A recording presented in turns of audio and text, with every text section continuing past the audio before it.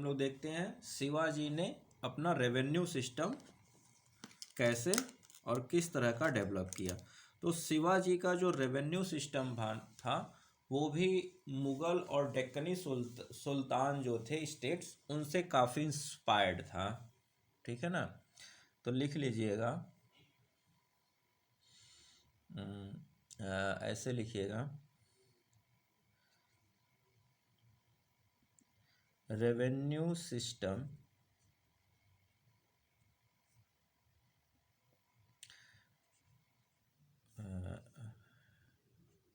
Developed by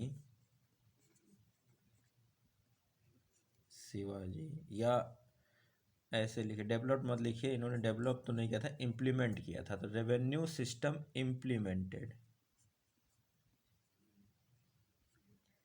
revenue system implemented by Shivaji, revenue system implemented by Shivaji was largely based on Mughals and Deccani states। तो इनके आजू बाजू में वही मलिक अंबर का अहमदनगर वगैरह था, तो उस सब के हिसाब से इन्होंने काफ़ी उसी के आधार पर किया। नेक्स्ट पॉइंट लिखिए, land was measured by using the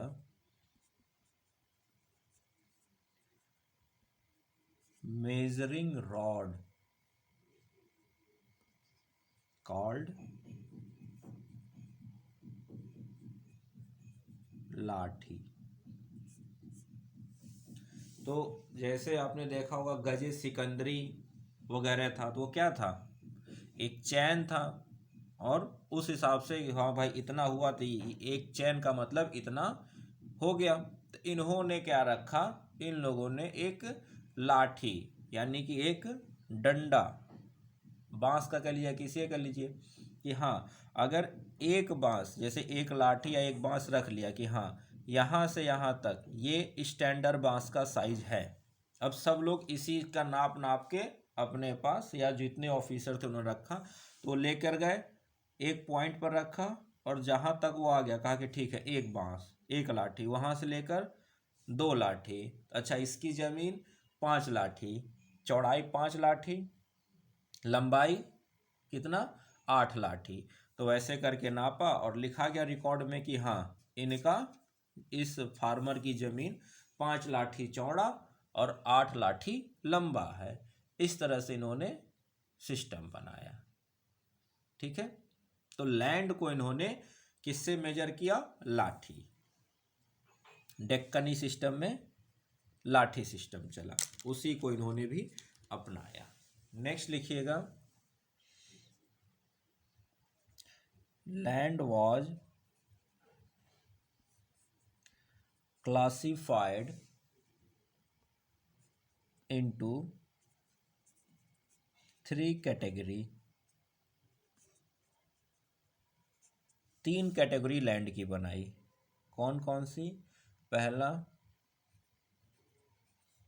paddy field, यानी जहाँ पर क्या हो, धान की खेती हो रही है। भाई कृष्णा नदी का एरिया वगैरह इनके पास था ही था, तो पैडी जहाँ पर खेती हो सके। दूसरा था गार्डन फील्ड या गार्डन लैंड, और तीसरा जो था उसको कहा गया हिली ट्रैक, ये खेती के लिए उपजाऊ नहीं थी। ठीक है, इस तरह से इन्होंने अपने लैंड को भी 3 हिस्सों में डिवाइड किया।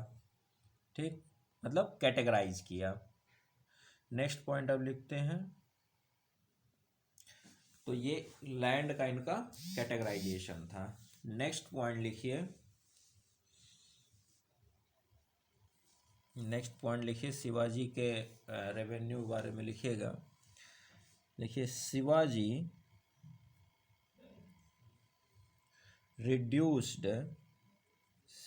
रिड्यूस्ड द पावर्स ऑफ किसके?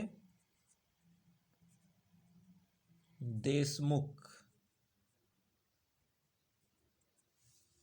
एंड, और कौन था देशमुख के साथ बगल में? कुलकर्नीज। कैसे? तो एंड, या ऐसे लिखिए, बाई अपॉइंटिंग क्या?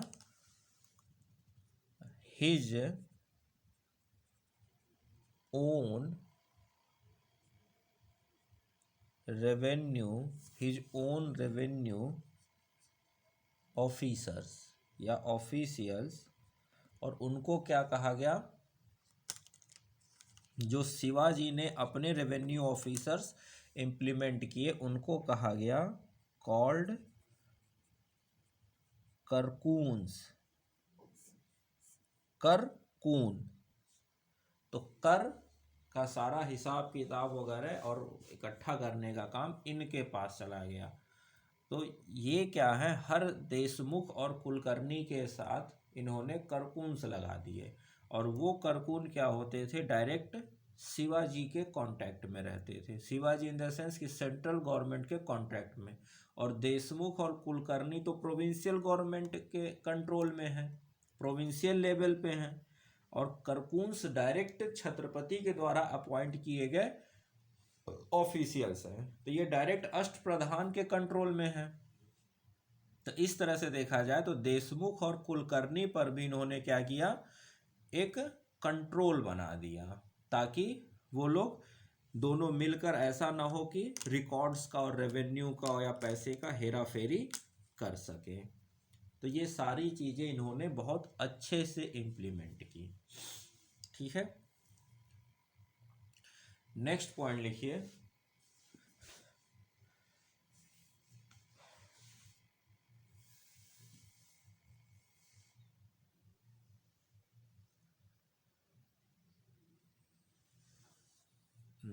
हाँ,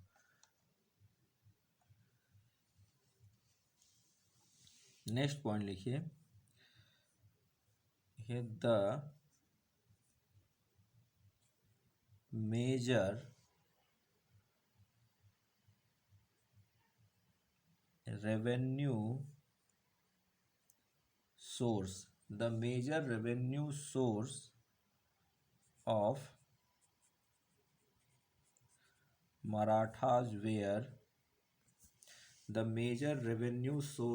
of Marathas were क्या था? were the क्या? चौथ एंड सरदेशमुखी। यानी मराठों के इनकम का सबसे बहुत बड़ा जो मेन था वो था चौथ और सरदेशमुखी। ये दो ऐसे से रेवेन्यू थे जिनसे मराठों की क्या होती थी? मेजर इनकम यहीं से होती थी। अब समझ लेते हैं कि ये चौथ और सरदेशमुखी क्या है। एक चीज़ ध्यान रखिएगा, ये चौथ और सरदेशमुखी जो है ये मराठा अंपायर के जो लोग हैं उन पर नहीं लग रहा है, ये मराठा अंपायर के बाहर लग रहा है। जैसे कि मान लीजिए कि ये एरिया मराठा एम्पायर है, ये है मराठा एम्पायर। तो मराठा एम्पायर के अंदर जितने लोग हैं, जहाँ तक मराठा एम्पायर का डायरेक्ट कंट्रोल है, वहाँ चौथ और सरदेशमुखी जैसा कोई टैक्स नहीं लग रहा है। अब मान लीजिए मराठों के बगल में एक ये कोई एरिया है, टेरिटरी है किसी की, या मान लीजिए निज़ाम है, इधर मान लीजिए मैसूर है, ठीक है, इधर कोई और है, ऐसे करके ढेर सारे अलग अलग इनकी बाउंड्री दूसरे दूसरे राज्यों से, टेरिटरी दूसरे दूसरे सुल्तानों से टच कर रही है। तो ये कहते थे अपने बगल वाले, मान लीजिए ये है निज़ाम, कौन है ये, हैदराबाद का निज़ाम। तो हैदराबाद के निज़ाम से कहा कि तुम मुझे कुछ टैक्स दो। तो निज़ाम कहा क्यों हम तुमको टैक्स दें। तो मराठा ने कहा कि अगर तुम हमको टैक्स नहीं दोगे तो हम तुम्हारे ऊपर हमला कर देंगे। हमला करेंगे तो क्या होगा, युद्ध होगा, तो तुम्हारा तो नुकसान होगा ही होगा, हमारा भी नुकसान होगा, तुम्हारा भी होगा। लेकिन अगर तुम हार गए तो क्या होगा, तुम्हारा साम्राज्य खत्म हो जाएगा, हमारे अधीन आ जाएगा। तो वो क्या करेंगे, तो कहेंगे ऐसा है कि तुम मुझे 1/4 अपना लैंड रेवेन्यू का 1/4 मुझे दो, ताकि हम तुम्हारे ऊपर अटैक ना करें। एक होता था ट्रिब्यूट। ट्रिब्यूट में होता था कि मान लीजिए जैसे मुगल सल्तनत क्या करती थी, ट्रिब्यूट लेती थी। मुगल्स क्या करते थे, ट्रिब्यूट। जैसे मान लीजिए ये हो गया मुगल अंपायर, ठीक है, ये है मुगल अंपायर। तो इन्होंने क्या किया, यहाँ पर अटैक करके इसको जीत लिया। अब यहाँ पर मान लीजिए कोई एस नाम की सल्तनत थी, जीत लिया।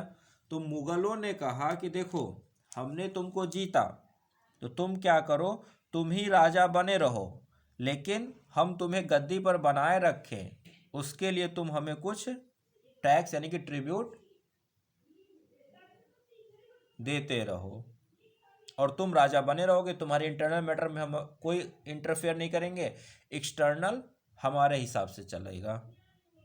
ये होता था ट्रिब्यूट। इन्होंने एक नया सिस्टम शुरू किया, कहा कि देखो तुम हमारे पड़ोसी हो, हमारी सेना, हमारे पास सब कुछ तुमसे बड़ा है, हम जब चाहे तब तुम्हारे ऊपर अटैक करके तुमको सत्ता से हटा सकते हैं, और अगर तुम्हें सत्ता पे बनाए भी रखेंगे तो तुम हमें ट्रिब्यूट दोगे।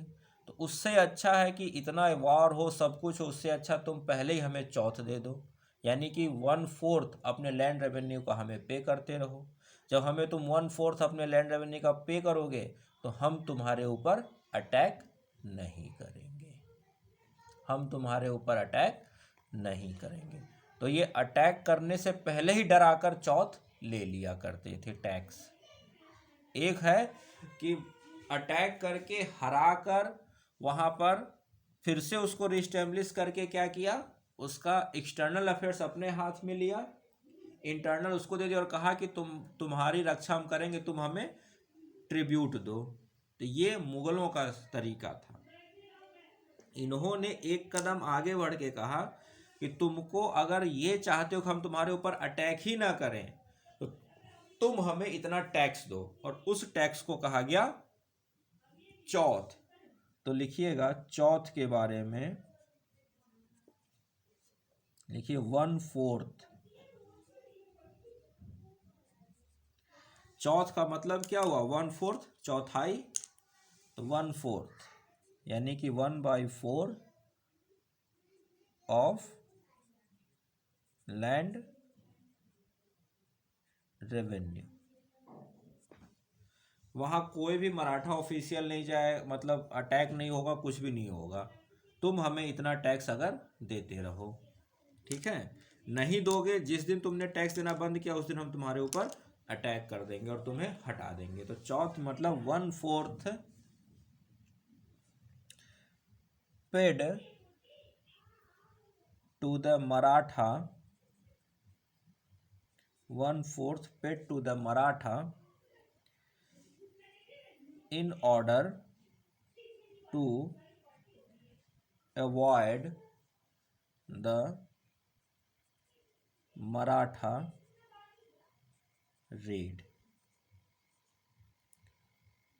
कि तुम्हें अगर हमारे अटैक से बचना है तो हमें अपने लैंड रेवेन्यू का 1/4 हिस्सा हमें पे करो, नहीं करोगे तो हम तुम्हारे पर अटैक कर देंगे, तो तुम्हारी गद्दी गई, ठीक है, और टैक्स फिर भी तुमको देना ही पड़ जाएगा।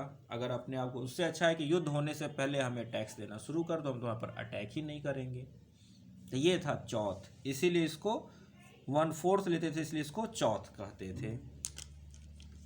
चौथ के बाद अगला जो था वो है सरदेशमुखी। सरदेशमुखी,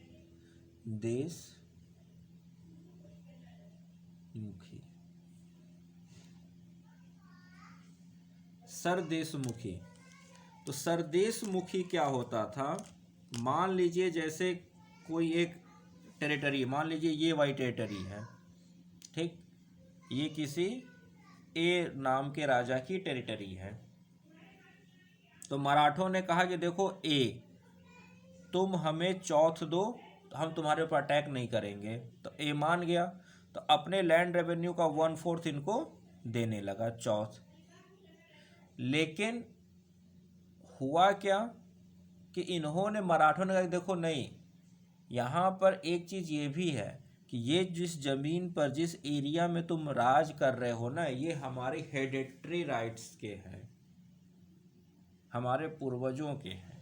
तो इस वजह से तुमको 1/10 और टैक्स देना पड़ जाएगा, यानी कि 1/4 दे रहे हो और फिर 1/10 और दो, यानी कि 10वां हिस्सा और दो। तो 1/4 + 1/10, इतना जब तुम हमें टैक्स दोगे तब हम मानेंगे।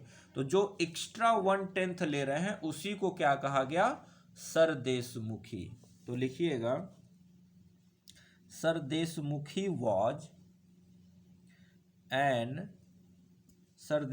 वॉज एन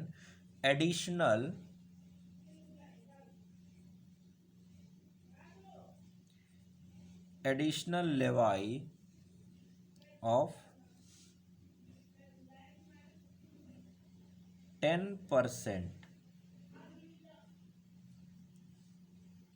यानी कि 1/10 ऑफ स्टैंडर्ड लैंड रेवेन्यू। ठीक है, तो हर पर नहीं लगेगा, किस पे लगेगा, on those lands on those lands on which the Marathas claimed hereditary rights,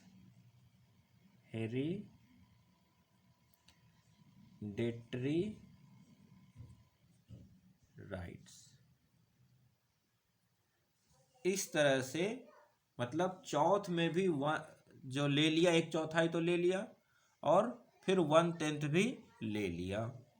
तो इस तरह से इन्होंने कुल मिला कर इतना 1/10 जो एक्स्ट्रा टैक्स ले रहे हैं चौथ के अलावा, उस एरिया से, उस जमीन से जो कहा कि ये मेरे हेरिडेटरी राइट्स में आते हैं, तो उसका तुम उसमें 1/10 हमें और एक्स्ट्रा दो, तो वो हो गया सरदेशमुखी। तो ये 2 तरीके थे इनके इनकम के। अब ये चौथ, अब देखिए चौथ और सरदेशमुखी, इन दोनों में क्या है, इसमें न इनका कुछ प्रोडक्शन जा रहा है, ना ही इनमें इनको कोई एक्स्ट्रा एफर्ट करना है। अगर सामने वाला या बगल वाला जो पड़ोसी इनसे कमज़ोर है, वो अपने आप डर के मारे क्या करेगा, चौथ और सरदेशमुखी चौथ देना शुरू कर देगा। और कोई ऐसा ज़मीन, मान लीजिए निज़ाम है, अब निज़ाम के कह दिया कि नहीं ये कृष्णा, ये जो तुम्हारा कृष्णा वाला एरिया है ये क्या है, ये हमारे पूर्वजों की लैंड है, तो इतने एरिया पर का लैंड जो तुम लैंड रेवेन्यू ले रहे हो उसमें 1/10 तुम और ऐड करो। पूरे निज़ाम के हिस्से का नहीं लेंगे, जितनी ज़मीन को इन्होंने अपने हेरिडेटरी राइट्स के रूप में देखा उतने ज़मीन पर ये 1/10 एक्स्ट्रा ले लेंगे, यानी वहाँ से जो टैक्स आ रहा है उसमें 1/10 तुम और हमें दो। इस तरह से इन्होंने चौथ और सरदेशमुखी, यानी कि ये ऐसा टैक्स है जिसमें मराठों को कोई मेहनत नहीं करनी है, लेकिन जो कमज़ोर है इनसे उससे अपने आप इनको एक रेवेन्यू मिलने लगा और इनका इनकम होने लगा।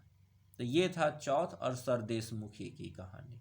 तो चौथ और सरदेशमुखी में याद रखिएगा, ये मराठा किंगडम के अंदर नहीं लिया जा रहा है, ठीक है। ये किससे लिया जा रहा है?